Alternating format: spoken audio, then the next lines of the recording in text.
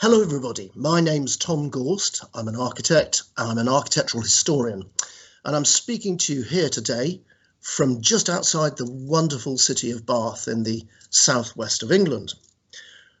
Well, what I want to talk about is the architecture of the modern world.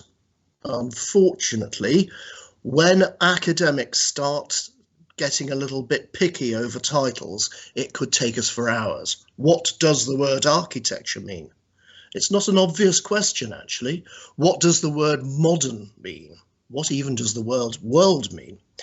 So I'd like to clarify a bit of that to begin with, and start by really running through what I'm going to talk about, and indeed where I'm going to finish, because you might be quite surprised about where I start the lecture in time, and you might be quite surprised about where I've chosen to finish it. And here we go. Well, first of all, I'm going to ask the question, when did the modern world begin? And I'll be pretty vague in the answer of that. The main thrust, though, of the story I want to tell you today is to do with how technology advanced in the 19th century and how it really demanded that new buildings, new types of architecture emerged. We will have to look at the Art Nouveau period right at the end of the 19th century. And of course, the links between art and architecture are really close. And to be honest with you, any progress in culture happens in art first. Architecture always takes a long time to catch up. And the reason for that is architecture takes time to make, and architecture takes lots of money to make. So it's appropriate then that when we're talking about this thing called modernism in architecture, that we refer to the massive changes that were happening in modern art at the same time. I'm then going to look at 3, maybe 4 master architects of the modern world, people who really helped to establish what we call modernism. Frank Lloyd Wright from the USA, Walter Gropius, and maybe Mies van der Rohe from Germany, and of course, the very famous Swiss Frenchman, Le Corbusier. And then, to finish the lecture off, I'll be asking when or if did modernism come to an end? So that's the end. We'll talk about that in a short while time. Now it's the beginning. When did the modern world begin? Well, most scholars actually agree it was probably a lot earlier than you'd expect. Most scholars agree that there were profound changes happening in the world of culture in the middle of the 18th century. And one of the leading societies at that time, a society that was full of philosophers, a time that was also a country that was full of engineers, an emergent profession, was France. And an architect who mainly drew rather than built, Boulez, is very well remembered for some of his extraordinarily huge schemes. Now, on the surface of it, you might ask, well, what's that got to do with the modern world? It's actually in the classical style, so it looks like it's maybe from Greece. But the truth is, it really is from the modern world. It's a project for a library, a place where people were gathering together knowledge, knowledge to further the world in a rational way, in an enlightened way. And often we call this the age of enlightenment. So although the style of the building is clearly from classical Greece, the function of the building is a modern building. And to make this point even more clearly, perhaps Boulez's best known project was this mausoleum to Isaac Newton, one of the great founding fathers of modern thinking, modern scientific thinking. The building was never built, and indeed this isn't Boulez's drawing of it. This is a modern day visualization of this huge building. If you look closely at the slide, you'll see cypress trees, you'll see people walking up the huge steps, flights of steps, into this building, which is a complete sphere. So once again, the building might look historic, it might be built out of stone rather than modern materials, but it is celebrating a man who is known for advancing science. So despite what the building looks like, it is heralding a modern world. Let's now check some of the dates and some of the key events that were happening in this modernizing world. France again, Diderot, a writer and a philosopher, begun his great encyclopedia in 1751, so really exactly the same time. And the encyclopedia was this really ambitious attempt to put all of human knowledge down in one book, and it took years to complete. And it really was a celebration of the growing belief that if you were going to seek knowledge, it had to be knowledge based on investigation and knowledge based on thinking, rather than knowledge based just on belief. So it's this challenging of belief and opening up the way of thinking in an enlightened way that really marks the beginning of this period. And it should be noted that even in politics, art, architecture, drama, music, they are all interrelated and they all show the same things happening at the same time. And in the world of politics, we see this modernization happening spectacularly with the formation of the United States Constitution. Now, why do I say that's spectacular? And why do I think that the writing of a constitution is really an act of modernizing?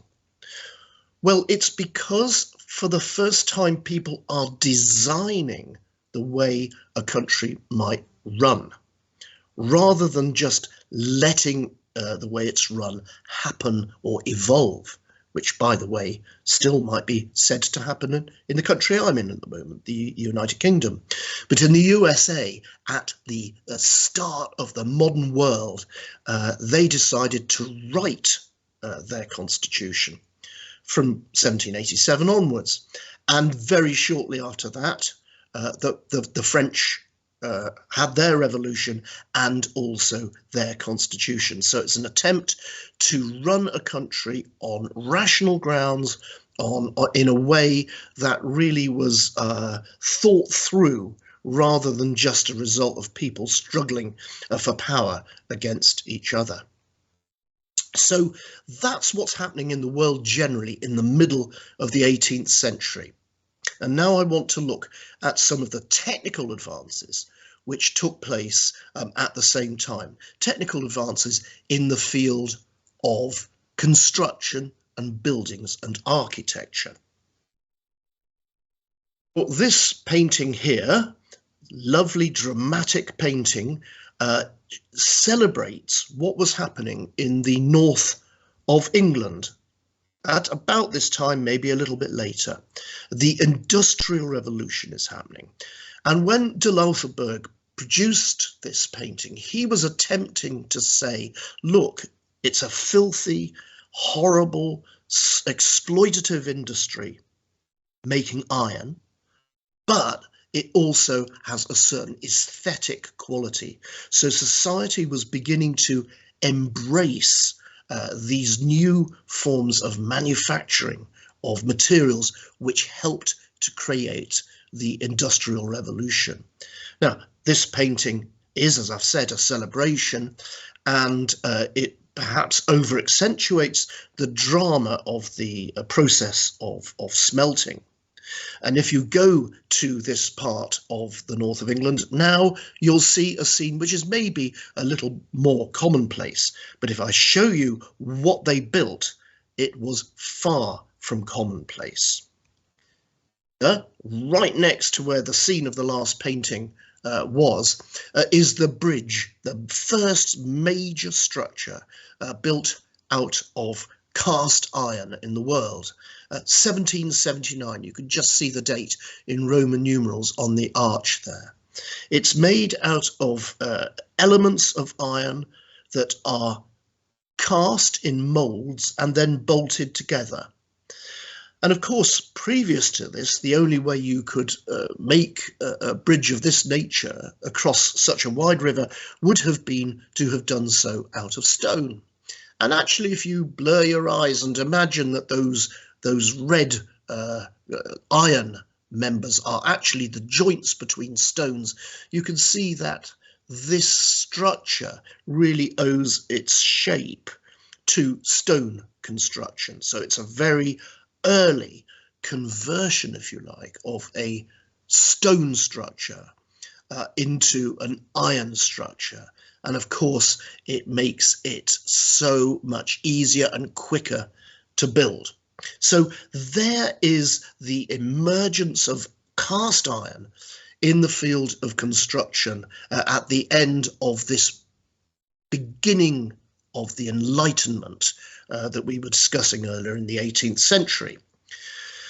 And it wasn't long before these techniques became applied to really quite ambitious building projects.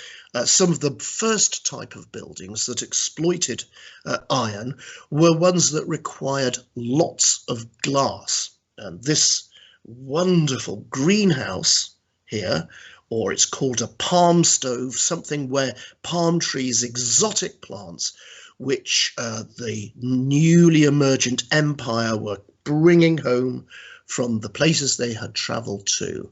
And this enabled them to be grown in a tropical climate.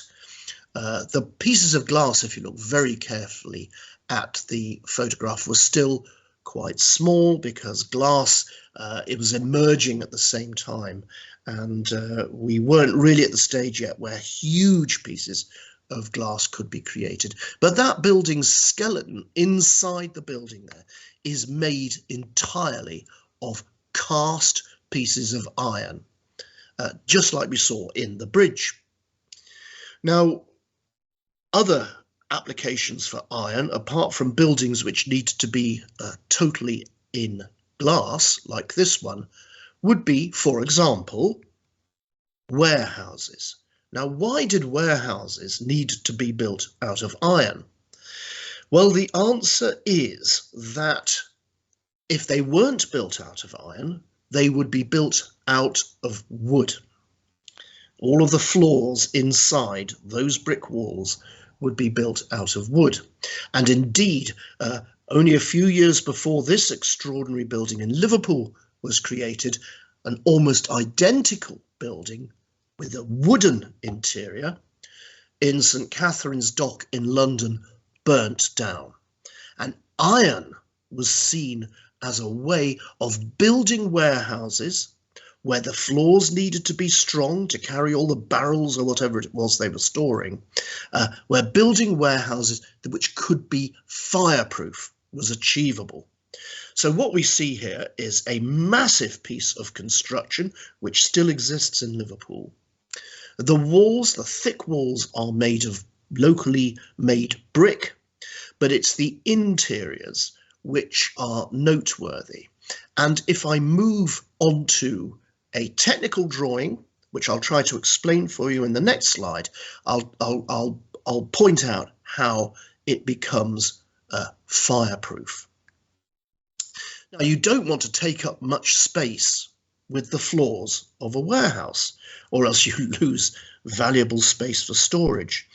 So what the great Jesse Hartley, the man who decided to build these fireproof warehouses, invented was a system of arches on which he rested brick arches, shallow brick arches.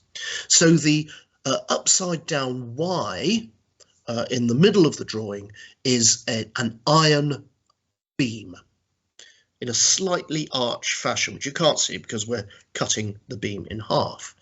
And then resting on that beam, you can see he places two very shallow arches in brick. And on top of that, he then puts a floor. Now, this wouldn't have been possible. It would simply have fallen down if it wasn't for that inverted Y you see there, and also the rods. I don't know if you can see recognize going to the left and to the right out of the Y. You can see these iron bars which keep the whole thing tied together. So these warehouses, in comparison to timber warehouses, were fireproof.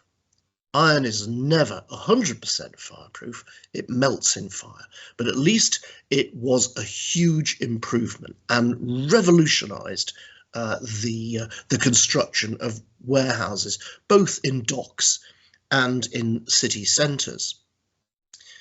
Now, another ready market for iron construction was the massively expanding railway networks across the world.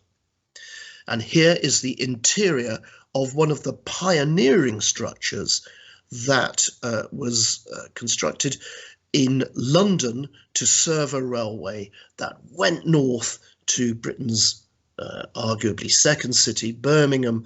So a very important railway line needed this huge arch to cover the tracks. Now, the reason it needed to be an arch, big tall arch like you can see there, is because railway locomotives, as I well remember as a child, were filthy things. So you needed a big void into which the smoke from the locomotives could escape upwards. Now that shed, as it's called, the big arch structure from 1864 was really a marvel of engineering. It was made, believe it or not, 100 miles north of where we're looking at in pieces, and those pieces were brought down to London. Guess how? Of course, on the railways. And it was erected there on site, and there were a number of wonderful achievements that Barlow introduced for the construction of that, and it's still there, much cleaner than you see in this photograph now, and it's where nowadays you would catch a train from London if you wanted to go to Paris. Now, this idea of creating huge arches expanded and expanded and expanded all the way through the 19th century. If we go, or if we went to Paris, we would have seen this massive structure here. Now, this was in their great exhibition of 1889, and this was the same exhibition in which the Eiffel Tower was constructed. Eiffel Tower, of course, is still standing and very much symbolizes Paris and what France as a new industrial power had to offer. But this, the Galerie des Machines, unfortunately was demolished not long afterwards, but it showed just how huge spans could be if you had proper sound engineering that supported it. And here we are using iron in a way that is very sophisticated. For example, one of the things the engineers who designed this had to think hard about is, how do you actually get the iron up there? And they invented an ingenious method of winching the arches in place up from the ground. So it's a really special building. So iron is used for getting wider and wider spans that were used in particular for the construction of railways across the entire world. There's another aspect of iron which really heralded modernism, and in a way I think it's the most dramatic, because it's the one that really has fashioned buildings that surround us today, wherever we come from. And to illustrate that, I'm going to show you a building which also, like this one, doesn't exist anymore. The Great Crystal Palace in Hyde Park, built to house an exhibition to celebrate the length of the Queen's reign.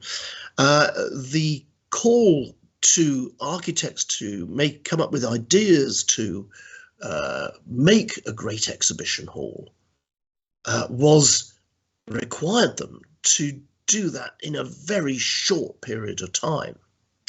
And Joseph Paxton, whose original skill was to create palm houses like the one we saw at Kew, Paxton came up with this idea that it should all be built in iron, no stone involved with it at all apart from the base, but that it should be standardized. All of the parts were the same size, worked on the same module, and therefore could be bolted together really quickly, because you could really rely on things being the same size because they were molded in the same molds. If we look at the interior of this building, there you can see how it was crammed with new artifacts of the era, 1851, machine-made artifacts, machine-made sculptures, machine-made equipment like mill equipment, printing equipment, and people flooded to this building to just marvel at what, in this case, Britain could achieve. But of course, there were similar exhibitions. We've just seen one in Paris, New York. They all had these sorts of buildings. But it was Paxton who introduced the idea that the sizes should be standardized in these buildings. And if you look just at the columns that line the two sides of this central space, I think you can see that they're the same height. Now, traditionally, architecture, classical architecture, never tolerated the idea that the floors of buildings should be the same height. Usually the ground floor was handled in one way, usually with very thick stone. The middle floor, often the principal living floor of a classical building, would have huge windows in it, and the top floor, if it was a three-story building, would have rather smaller windows in it. And that really gave the armature for architecture to be produced for centuries. And here was Paxton saying, well, actually, we need to get these buildings put up in a rush. We haven't got time for niceties like different heights of floors, different styles of windows. Everything will be the same. It will be standardized. Now, the year is 1851, and one of the exciting, for me at least, exciting things about cultural history, art history, architectural history is it is full of oppositions. For every idea that is promulgated today as then in 1851, there is an opposite idea.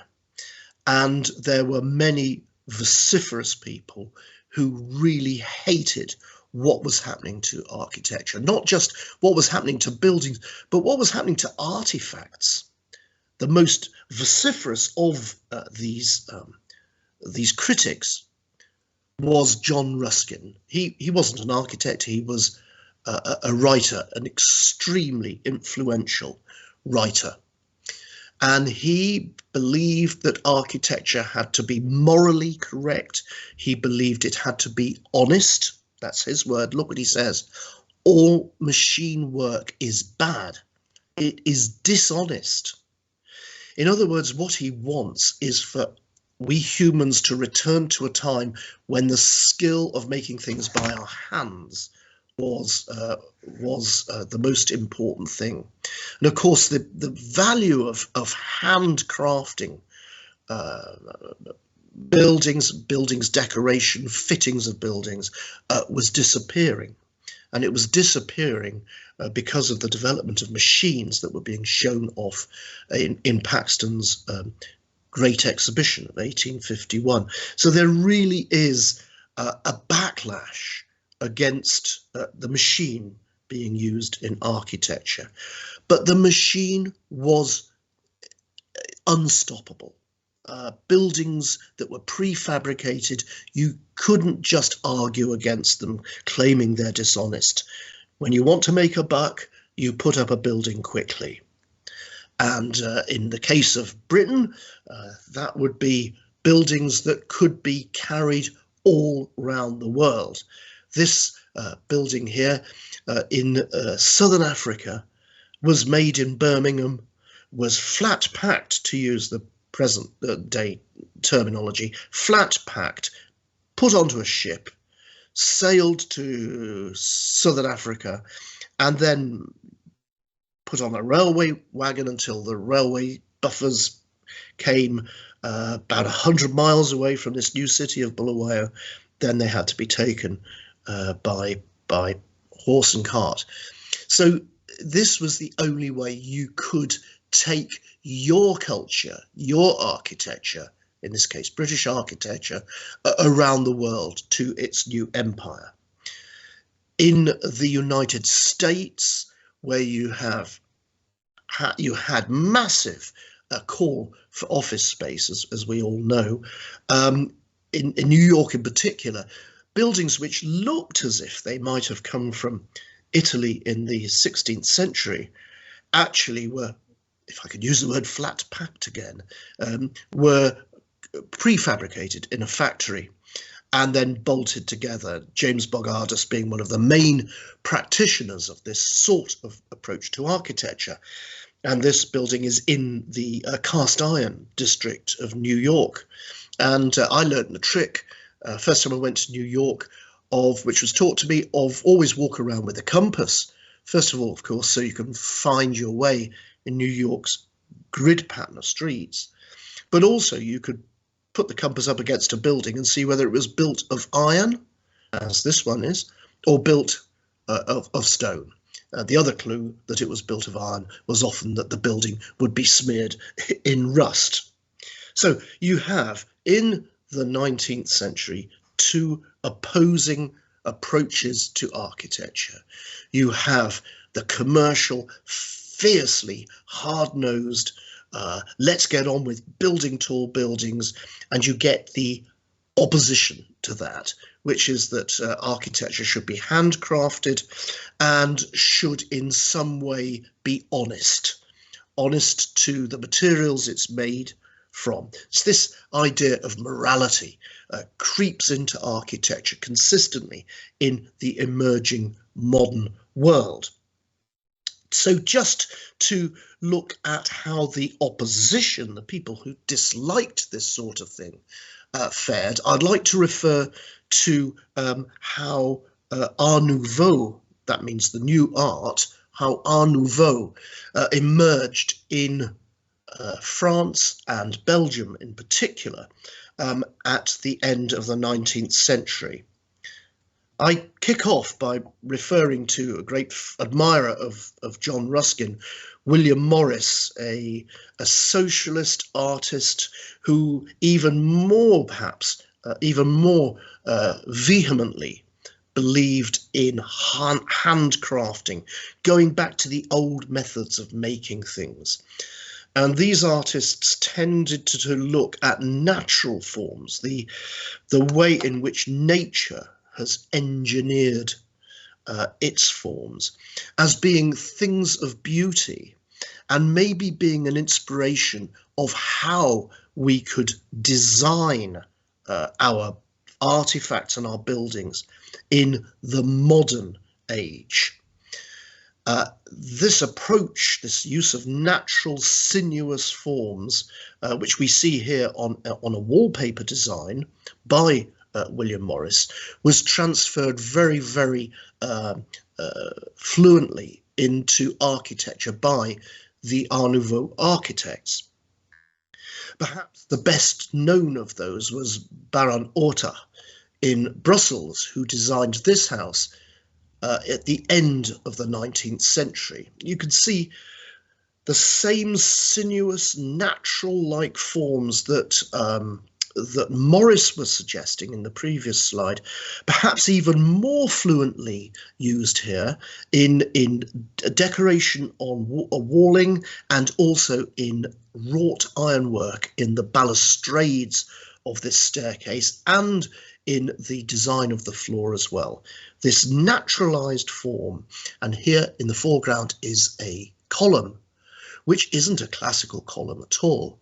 It's actually a weird innovation which uses natural forms and suggests that, look, you can produce modern buildings using iron, but using it in a way that displays craft as well.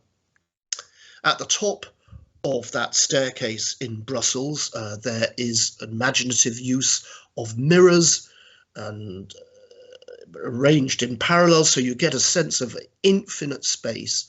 But once again, the walling is covered in these wonderful naturalized sinuous forms, which is carried forward into 3 dimensions with the ironwork there, which is going up to support a glazed roof at the top of the building, which lets the light in. So the Art Nouveau architects were really taking Ruskin's ideas forward, taking William Morris's ideas forward, and making a plea for architecture to retain some relationship with the natural world. In Scotland more than England, Art Nouveau was espoused by the fabulous work of Charles Rennie Mackintosh. And his best known work, although many survive in the Glasgow region of Scotland, his best known work is this school of art, the Glasgow School of Art, in the middle of the city of Glasgow. And the detailing, as we like to call it in architecture, the small bits of design which go to make it, are really inventive and really break free from the kind of accepted forms of classical architecture. Now, the School of Art was a new type of building, and it required these huge windows there for the studios that were inside. Those windows face north, so they don't take direct sunlight in, which would confuse people maybe doing a sculpture or even architects were trained in this building when it was first opened. So it's got these huge north-facing windows. The entrance here, the famous entrance, you see has ironwork designed by Mackintosh. You can see that light fitting there, and curious shapes of windows, flowing lines that really haven't been seen before in architecture. And this building, I have to say, has a very, very special place for me because I studied for my doctorate in art here. I used to go for meetings. I had to give lectures up those steps there into the door, and there is a photograph of me on the day that I got my doctorate with Professor Bruce Peter, the young man there on the left at the door of Glasgow School of Art as after I got that doctorate. The interior of the building, here is the wonderful library, which Mackintosh is demonstrating a real skill in not just working out the outline of a building, but every single detail. You could see little reading desks there, designed by Mackintosh. You can see hanging lights there, designed by Mackintosh. I remember just before, actually it was on the day that photograph previously was taken, I was in this space marveling at some books that I'd wanted to refer to, not realizing that within a very short period of time, this entire building was going to be destroyed. it's being rebuilt, but you can't really ever recreate the history that one would feel when walking around this school of art, the history of knowing that people had copied that sculpture. You could see their hands as they tried to feel the contours of a sculpture. You could see where they'd passed each other as they jostled up the stairs to go to lectures. There was a century worth of history in this wonderful building, which is still used, was still used over 100 years after it was built, and it was then gutted by fire. So something will be lost forever in this wonderful building, and many of us, myself included, regarded it as a huge tragedy. Of course, Barcelona has its own very, very idiosyncratic version of the Art Nouveau in the hands of Antoni Gaudi, who actually wasn't quite as unique as one maybe has been led to believe. He was a representative of a movement in architecture of Barcelona, and there are other examples, but he was blessed with some with a very, very fine client who was enabled him to really do much more and more extensively than the other architects at the time. So there's the Casa Batlló, which is an apartment block, but has been given this facade and the top there, this extraordinary roof full of suggestions of history, local history, by this remarkable architect. But in a sense, I want to really see this as an example of Art Nouveau. Gaudi's most famous work and most extensive work is, of course, Sagrada Familia, Sacred Family, in the middle of Barcelona, which is still being constructed, where he took the conventional plan of a cathedral which had already been started and then made it very much his own. The interior of this building is stunning. As you can see from this rather wide-angle view, camera view, looking up at the vaulting there, this naturalized vaulting designed by Gaudi. Now, as I've said, Gaudi fits into really the Art Nouveau stream of architecture. And when we go on to look at modern architecture in a few minutes' time, we'll see why, or perhaps guess why, Gaudi was ignored mainly. This sort of architecture that we see on this slide wasn't, in a sense, according to the modern architects, leading the way forward. It wasn't teaching us how to use new materials such as iron, glass, and so on in a way. So it's to us today, it seems a bit of a travesty that Gaudi really wasn't recognized as the genius he was. But to now proceed with the discussion, looking at some of the new forms of buildings that really were becoming modern, I want to go over to the United States.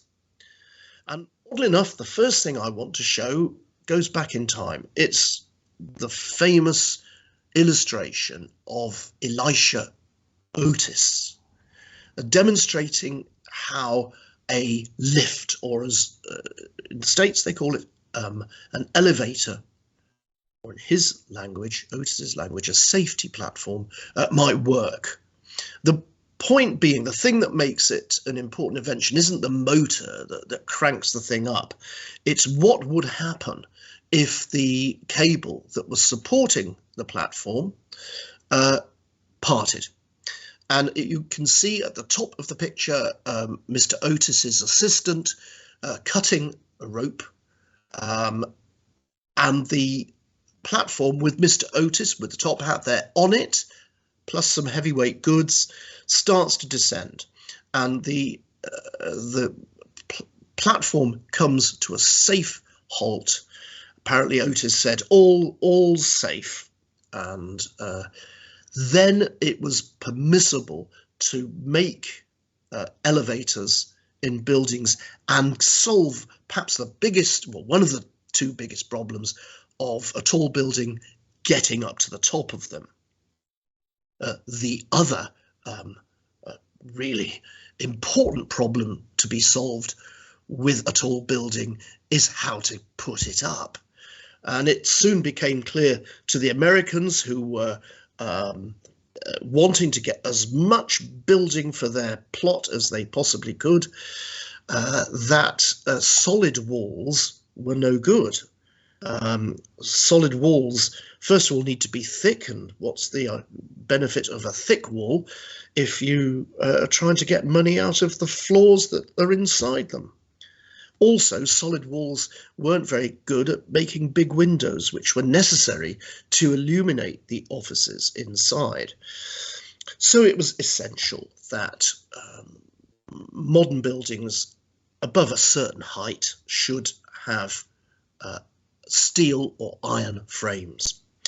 And here is a building which demonstrates just how, at the edge of the what we call the modern movement in architecture, these buildings were.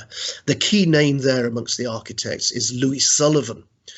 Louis Sullivan, who really helps the office block from being a sort of a weird, kind of classical looking thing, to being a modern building. He helps this development through to modernism. And you can see there, although the building, this extraordinary piece of architecture, although the building is in a sense classical, it's got a base, as classical buildings do, it's got a middle part, and it's got a top, a kind of a cornice there. And yeah, it's half classical, but it's the tallest classical building ever. And the space in between the columns is kind of filled with windows which are all the same size. So what Adler and Sullivan are trying to do is disguise a building of many, many floors with a kind of a skin, a kind of almost functionless skin, really. The building's being held up by the frame inside it, but this is kind of like papered onto the facade to make it look like a proper building. That isn't a criticism. I think this is a beautiful building. Let's just look at how this pair of architects dealt with a taller building. Same solution, really, but bigger. 1894. It's a metal framed building, but the number of windows there, there's so many of them that it almost turns it into something else. You're beginning to ask, why do they bother putting that lid on it with those round buildings? Why do they bother putting that base on it? Although I can easily imagine why a ground floor should have to be fully glazed, because that's a shop window. But in a sense, it's stretching the rules of architecture to their limit. If we take a close-up and look at this building, you can see that it's sumptuously decorated with precast ornamental elements there. What I'd like to draw your attention to is you can see coming down from the top of the photograph to the bottom, the vertical lines, which is the lines of the steel columns inside the building.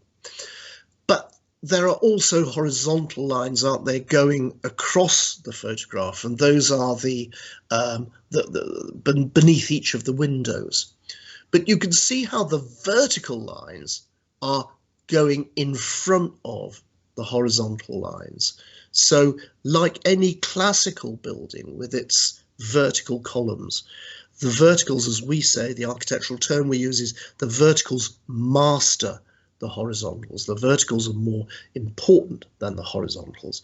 And in the final example of the development of the classical US office block from Louis Sullivan again, Here at the Carson Pirie and Scott store, you can see, yes, we've got huge windows at the ground floor, but here the horizontal lines, there are more of them, and they are in front of the vertical lines. And this building, this store here, is in every sense of the word a piece of modern architecture. And to be honest with you, it almost beggars belief that it was built as early as 1899. Right, I said I was going to talk about modern art because it's exactly the same time as these moves forward were being made in architecture. We also see dramatic things happening in art. And as I've already asserted, art does things quicker and more in a more extreme way than architecture. And we see all of the preconceptions of art being thrown away in the second half of the 19th century. Here's Manet painting a scene that in some ways is extremely conventional. Conventional in that it's showing people, it's figurative. That means, you know, you could recognize figures, you could recognize forms. It's composed in the traditional triangular form. If you follow a triangle up to the central figure there, the woman leaning down, you can see that you can get diagonals going either side around the figures. So it's a conventional piece of gallery painting, but at the same time, the subject matter is extremely revolutionary. It's not anything to do with classical stories. It's not to do with religion. It's to do with possibly goings on in the park between ladies and gentlemen. So it's a picture which is challenging the previous morality of paintings. So there is the content of what paintings were there to say being challenged by Manet.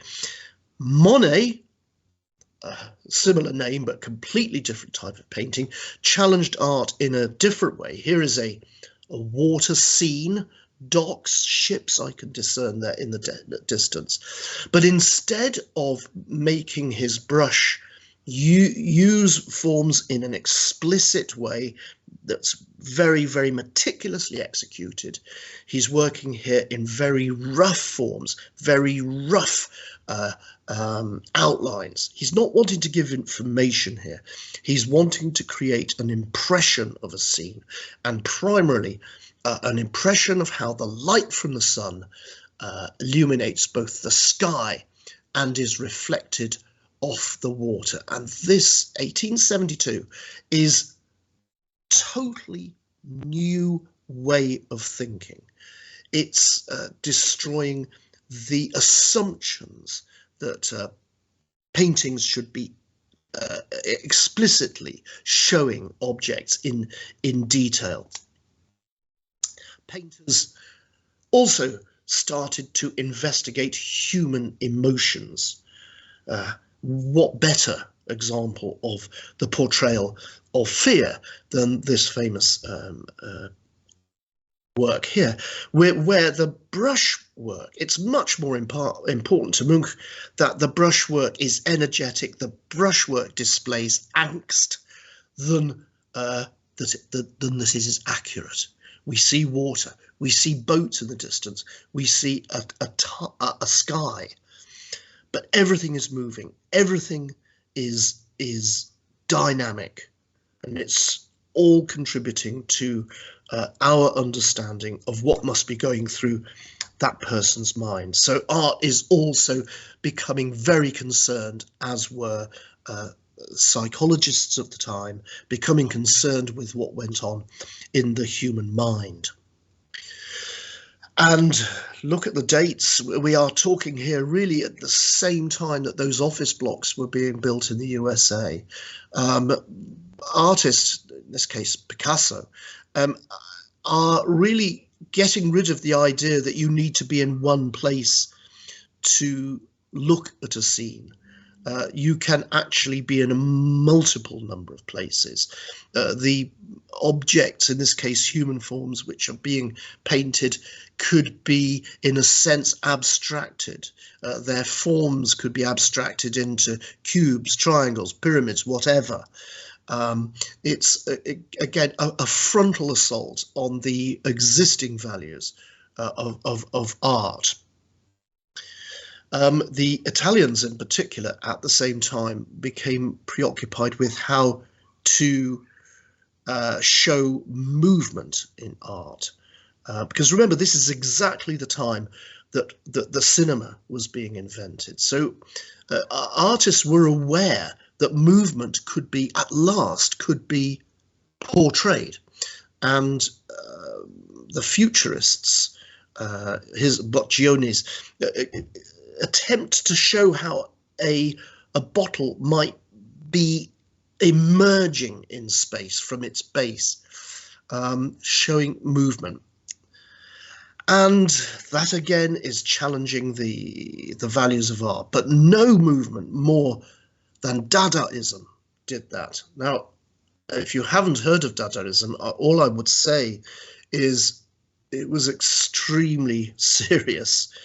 And if this looks to you like a piece of fun, well, it might have been, but it is much more a profound statement of unrest at the values of the art world at that time. And a man who was well known as a very, very profound thinker and artist, Marcel Duchamp, decided to get a cheap print of what the French call La Joconde, which is the Mona Lisa, and just get a pencil and put a moustache and a goatee beard onto it. It was the art of nothingness. Nothing had value. And actually, a number of architects worked within this field as well. So we see quite a lot of extremes of people going to great lengths, suffering ridicule as they did it, great lengths to challenge existing values here in art and also in architecture. And it is around, if you want a date, I would say 1905, that architects finally really get down to settling on what modern architecture should be like. After all the trials of big warehouses, of railway stations, of being friends with artists who are doing things like this, I want to show the way that they operated by just going to those three, maybe four, masters of modern architecture. The first, and I think the one who is in many respects the closest to Art Nouveau, is the great Frank Lloyd Wright, who had a very long, fruitful career, very good businessman, a collector of Japanese art, very fluent three-dimensional designer. His buildings are recognizably conventional in that they have bases, they're rooted to the ground. They also are very closely aware of the landscape that's around them. The Rohe house, built in a very, very tight plot, is a supreme example with this. And you can see from the photograph here, the horizontal lines are dynamic. The horizontals are mastering the verticals of the Rohe house. And he even emphasizes the horizontality by selecting a type of brick which is very thin. So the building is being made of horizontal lines, emphasized, of course, by the big overhangs to the roofs, essential, of course, in the summer in this area. Inside, he's a master like or even more effective than than Charles Rennie Mackintosh. He's really designing everything here in a three-dimensional way, the light fittings.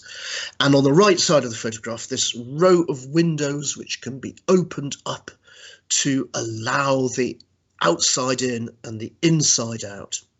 And the one major vertical feature of the whole house, the feature around which the whole house pivots, as it were, is in the center of the photograph, just to the left, is the fireplace, the core of the family life. So everything revolves around the fireplace, and look, there are no doors from one room to another. So it's a building in which dynamism is possible.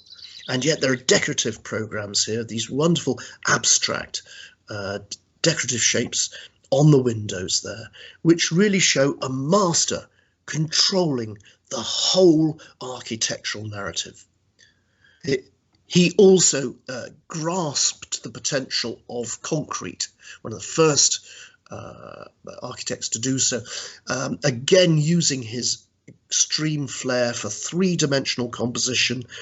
This place of worship, which is made out of reinforced concrete. The walls themselves are solid concrete, and Wright recognizes that concrete, which is a molded material, it's made wet and it's allowed to dry.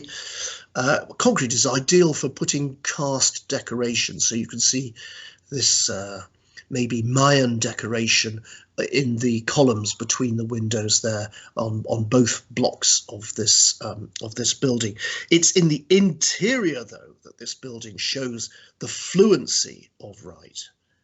There, without really paying any respect to classical or traditional architecture, he has achieved a place of worship, so therefore necessarily maybe symmetrical, but he has achieved a completely three-dimensional piece of architecture. It is often suggested that he was able to do this because as a child, his very ambitious mother gave him bricks to play with. He really knew how to do the key skill of an architect, which is designing three-dimensionally. So that's one tradition which Wright really took through his career, right till his death in 1959. But it wasn't as revolutionary as what was going on in Germany at exactly the same time. Well, Walter Gropius was a person who was very much an establishment architect, who was part of a school to promote arts and crafts and design, and he was not afraid to really make buildings like they had never been made before. This factory shows how architecture can throw away all of the previous rules that constrained it. Particularly, look at the corner, which is nearest to us. There is no structure there. The thing is built on a frame, and the frame is capable, is strong enough of what we call cantilevering. It can stick out to allow a corner to be constructed without a column in it. And therefore, of course, you can get glazing at the corner. What is the point, argues this approach to architecture? What is the point of putting a wall there when you don't need one? You can just put windows there. So you get this idea of totally glazed buildings. Gropius went on to become the director of an institution called the Bauhaus. The Bauhaus, which means place of building, place where you learn building and allied skills, decorative skills, in Dessau, in what used to be East Germany. He was able to not only direct the studies here at this institution, but he also was able to, lucky man, to design it as well. And it is, for its year, it is a stunning example of confident, modern architecture, thankfully still very much with us and still very much used for its original function. And if we look at the block of the Bauhaus, which was for the workshops, and if you look carefully, I think you can see inside the building, but set back inside, you can see columns that actually are holding the building up. But the walls themselves, well, there are no walls. Instead, what we have is this just sheet of glazing, held with very thin steel glazing bars. The whole wall is glass. The glass isn't holding the building up. Rather, the glass is being held up by the building, pinned back to the building, and we call that curtain walling. And of course, curtain walling is still very much part of commercial architecture today. The one thing that really has evolved between the 1920s and today, 100 years later, is that those metal glazing bars are no longer necessary, and we can actually now make walls, should we wish to, out of solid glass without bars in between the individual pieces of glass. Now, the Bauhaus, which Walter Gropius was the head of, he was succeeded in that job by another German called Ludwig Mies van der Rohe. And Mies van der Rohe, I'm just saying this I'm treating Gropius and Mies van der Rohe as the same person, because I'm really trying to say we have an American chapter and we have a German chapter.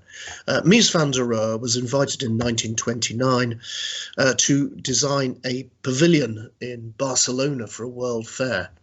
A ceremonial pavilion, and it is an extraordinary piece of architecture where there are no doors, where it's impossible to be sure whether you're inside or you're outside. And he takes it on himself to produce this space where the King and Queen of Spain, the seats he designed for them, can perform an opening ceremony. And everything is abstract. Everything is abstract. The walls are just there to define space. The bits that hold the building up, well, they're stainless steel columns. They're almost invisible compared to the walls. So you see this idea here of a building which is almost like an abstract painting, maybe by the Dutch artist Mondrian, just pure forms, abstract forms being used to make architecture. And this relationship between art and architecture spills forward onto my third great artist. This one's the French tradition of Charles-Édouard Jeanneret, or Le Corbusier, as he preferred to call himself, who produced his approach to architecture, not the very, very strict forms of Mies van der Rohe and Gropius, but this is more sumptuous in a way, which I'm going to try and explain. About the same time, the 1920s, he's very successful in marketing himself, Le Corbusier. He's also, like Frank Lloyd Wright, a great writer, so he's able to publicize himself through his books. And this building sums up his early work, I think, extremely well. It's in a suburb to the north of Paris, and it is open to the public. So it's a building I've been around a number of times with students. It stands on stilts. So gone are the pretensions that these buildings are in some way classical, with a strong base. The strongest part of this building is the middle bit. The ground floor is really almost non-existent. It's hollowed out, and there in the center there is just a little arrival place. The main business of this building happens upstairs. And I just briefly want to show you around it. I know we don't have much time, so I want to do this quite quickly. It's often useful to have a plan to see where you are, because it's such a complicated building. Starting off anyway at the ground floor, the whole shape of the ground floor is determined by the turning circle of a motor car. So here we are swinging to the left to stop the car just by the main entrance. You can see the kind of the step there, the front step of the front door on the ground floor of the building.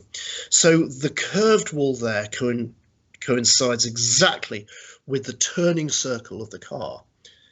And the car, once you've got out of it, the car will swing round to the left and into a garage, which Le Corbusier designed specially for that job. We proceed up through the building using a ramp. We walk therefore slowly, and the act of walking on this ramp allows us to pause and see the different vistas that Corbusier plans. He called this approach to architecture that you walk around. It's designed to be walked around, therefore it's dynamic.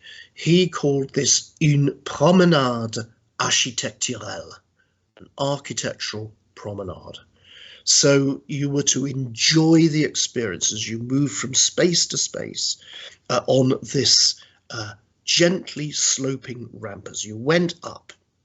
Now here is a patio. This patio is on the first floor, and you would pause here maybe for a meal. There is a table which on the patio looking towards the outside of the building, there is a table which Corbusier thoughtfully builds. It's not movable. He builds it there in a very clearly thought out space. And to the right of this first floor slide is the main living space. Again, Corbusier is building furniture in out of concrete. There's a table you can see there. Also notice the way that the windows are a continuous horizontal band of windows. Corbusier spoke admiringly of the horizontal bands of windows that you could find on ocean liners. And he asked, well, why aren't they available for us in buildings as well? You would then carry up the ramp. There's the ramp on the left, and we're just leaving there the first floor where we were before. Going to go up halfway there and turn round as we continue our climb up to the roof. And here we are now. We've arrived up at the top of the building at the roof, and in front of us Corbusier provides what looks like a painting. The building was originally in the countryside. It's a painting of the countryside. But as we walk towards it, we realise that it's actually a hole in the wall, and it's the countryside itself. The top of the building is designed as a sun trap. So the whole building is about leisure, but it's also that promenade architecturale which allows us to experience the building three-dimensionally. Now, we've seen through the work of the architects that I've just briefly introduced, Frank Lloyd Wright in the United States, really responding to the landscape around him, producing buildings that look as if they've grown out of the landscape almost, with his emphasis on horizontality and the central fireplace there. The two Germans I've introduced, who both, by the way, emigrated when the Nazis came to power in Germany to the United States and had very successful careers, Walter Gropius and Mies van der Rohe, doing this really stripped back modernism of almost no ornamentation. And finally, the Swiss Frenchman Le Corbusier,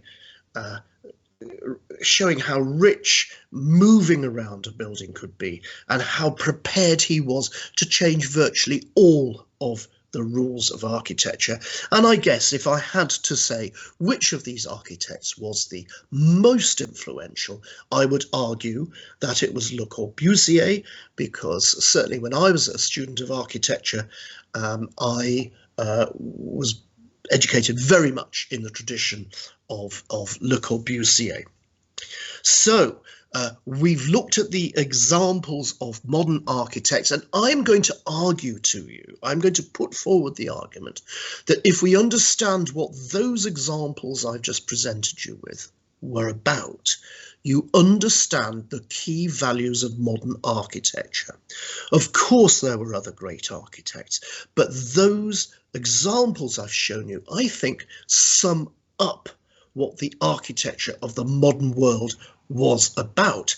And yet, the most recent of the buildings was in the late 1920s, almost 100 years ago. So what's happened since? Well, let me just go on and show a few more images, if I may.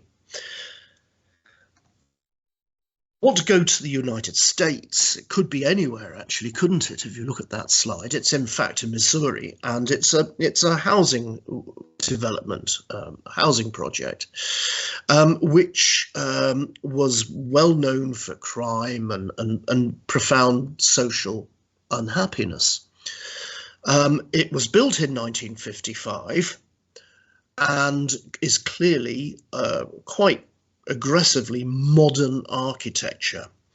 Let's look at what happened. It was blown up because it was so unloved. And an American critic called Charles Jenks, with whom I've had the privilege to work, edited one of his books. He made the absurd, well, playful perhaps, claim, which we must take seriously, that modern architecture died when the infamous Pruitt-Igoe scheme was blown up, given the final coup de grace by dynamite.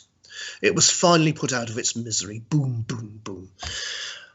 So to claim that you can time the moment when modern architecture ceased to exist is perhaps a bit far-fetched, but when you study architecture, there are so many far-fetched claims made for it. It's worth taking seriously, because certainly something happened in the late 20th century in which it appears that that sense of confidence in the future, that sense of a belief in rationalism, of enlightenment, has been challenged. There appears to be not the same confidence in our relationship with architecture now than it was when Le Corbusier and those other people were formulating architecture. And I give examples, not that I want to criticize these buildings, but that I want to demonstrate that architecture has moved from that modernism which I've described for you. Here we see the architecture of the joke, often called post-modernism, and this particular type of postmodernism is where buildings are made to look like things, made to look like recognizable things. Frank Gehry's well-known building for a company that makes binoculars, it has as its main entrance a pair of binoculars. It's called mimetic architecture. It takes the shape of things it's trying to suggest. Now, Gropius would never have done this, a building that looks like something. Corbusier would never, ever have done this. I suppose the nearest might have been Frank Lloyd Wright, actually, who, with a few of his buildings, his famous Johnson wax building, for example, it looks like a can of car wax, but never quite as overtly and as tongue-in-cheek as Gehry did with this one.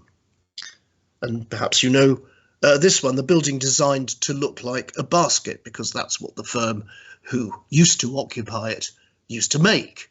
So the building is, if you like, an advertisement.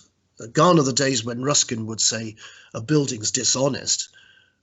Here, the building is profoundly dishonest, and who cares, so to speak. And then, of course, we have architecture now that really, it just can be made into a shape that's instantly recognizable. It doesn't bear the sort of scrutiny, academic scrutiny that, let's say, the Barcelona pavilion would, we could talk about that for hours. So I'm going to rest my case here. My argument is that modern architecture, the architecture of the modern world, was really formulated at the end of the 19th and in the first years of the 20th century. And now maybe I need to do another lecture, or maybe not, on the architecture of the post-modern world. Listen, thank you all very much for listening. I hope you found it interesting, and I look forward to seeing you again soon. Bye.